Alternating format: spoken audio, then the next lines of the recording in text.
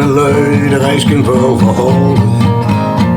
Het is juist wie het spreekwoord zie. En wat ik u geen nu eens kon vertellen, vergeet die van mijn leven niet. Ik ging eens reizen in de duistere bossen, bij het grote Braziliaanse land.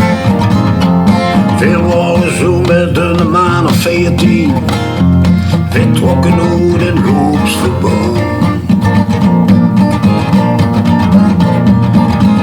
Uit een onbekende stammen, in streek benoemd de blanke kom.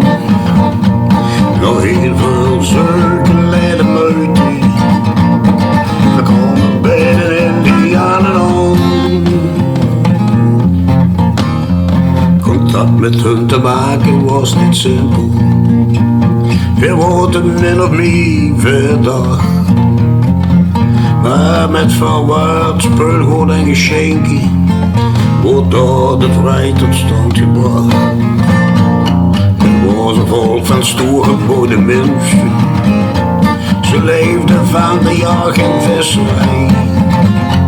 Ze droegen zo graag goed geen boog of heumen, die veugelvrij ze leefden heen. De vrouwen stonden mais en mandiokken, en de kinderen die waren trekkersvlug. En ieder kind dat had zijn papegijkje, ze hadden eetjes en ogen. In midden sprak en noemde me Kashiki, een kerel vol spierenboom. Ja, hij maakte alles kennis met de blankie, die kost zijn leukjes zo op te doen. Je zag, je komt dat hij stuk de zeukie, je komt van wie, je komt van wij. Wie erin ziet je, hij bij ons welkom, en kijk eens wie veel leven heeft.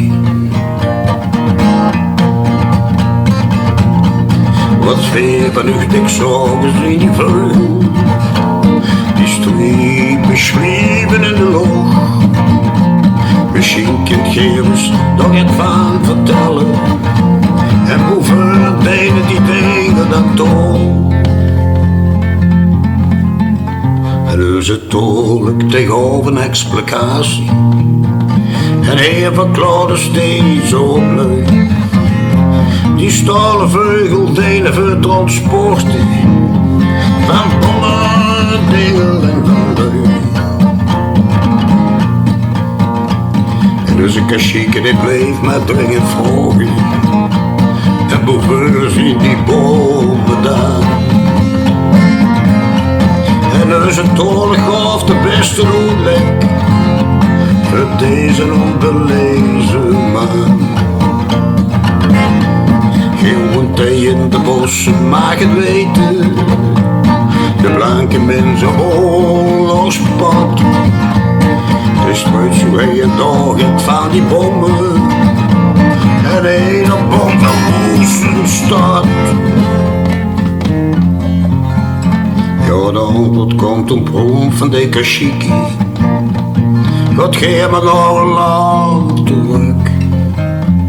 Blijf geen maar door met bom en stolen vuil, en veer met primitief geluk. Het liedje dat ik vurig heb gezongen, dat strijpt een Indiaan tot hier. Het primitieve Indianenleven is nog immer voor de blanke mens een lier.